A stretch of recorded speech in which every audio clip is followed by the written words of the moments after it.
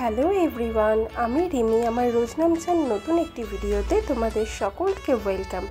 আজকে দেখো এখানে আমি নিয়েছি হচ্ছে পাঁচমিশালি মাছ। এখানে পাঁচমিশালি মাছের আজকে বানাবো হচ্ছে চচ্চড়ি। তাহলে চলো কি কি লাগবে দেখে নিই। আর তার আগে আমি কিন্তু মাছটাকে ভালো করে ধুয়ে পরিষ্কার করে বেছে নিয়েছি। তাহলে দেখে নাও কি কি লাগবে।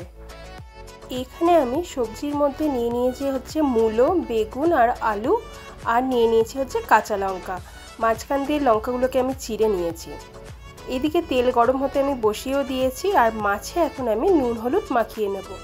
এখানে বেলে মাছ, ট্যাংরা মাছ, মোরলা মাছ, চিংড়ি মাছ ছিল। এই কটা মাছ আমি চিনি। আর এই যেই মাছটা দেখালাম এই মাছটার নাম জানি না আমি।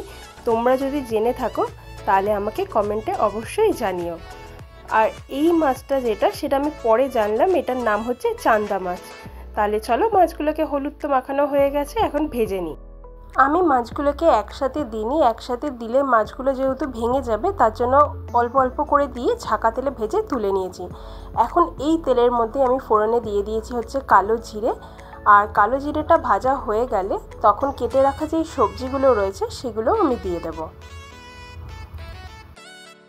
বেগুনটা আমি এখন দেবো না, শুধু মূলো আর আলুটা এখন দিয়ে দেবো। আর সাথে দিয়ে দেবো সামান্য পরিমাণে হলুদ গুঁড়ো, জিরে গুঁড়ো, আর দিয়ে দেবো হচ্ছে পরিমাণ মতো নুন।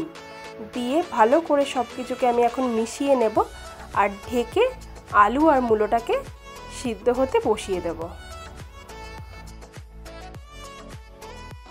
আলু আর মূলোটাকে আমি 2 মিনিটের মতো ভেজে নিয়ে কেটে রাখা যে বেগুনটা রয়েছে সেটাও দিয়ে ভালো করে আমি সব কিছুকে মিশিয়ে নেব।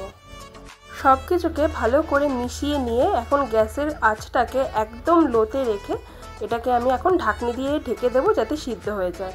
সব কিছু আমার ভালো করে সিদ্ধ হয়ে গেছে। এখন ভেজে রাখা যেই মাছটা রয়েছে সেটাও আমি দিয়ে দিয়েছি। দিয়ে এটাকে 2 মিনিটের মতো ভালো করে নাড়াচাড়া করে নিয়ে কিছুটা পরিমাণে এখানে এখন আমি ধনেপাতা দিয়ে দেবো আর দিয়ে নামিয়ে নেব। তাহলে চলো একদম নামিয়ে নিয়ে সামনে আসি। আর এই দেখো আমার রেডি হয়ে গেছে পাঁচমিশালি মাছের চচ্চড়ি।